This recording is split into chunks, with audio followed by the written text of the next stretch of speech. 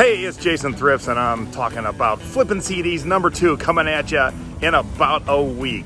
Look, every single thrift store, like this Savers right here, has CDs inside. If you know what to look for, you can make a lot of money on an item that is very small and very easy to ship. Isn't that awesome?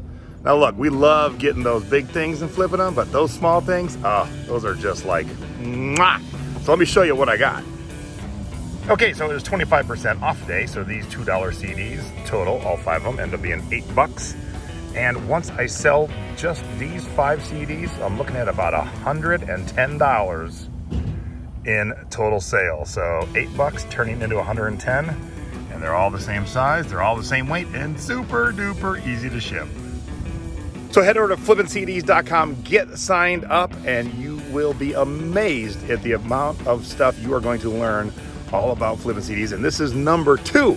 When you're signing up for #2, you can also get #1. If you do not have to have seen #1 to take #2, but both of them together are going to be the ultimate flipping CDs course that will teach you how to make thousands. All right, check out flippincds.com. I'll see you soon.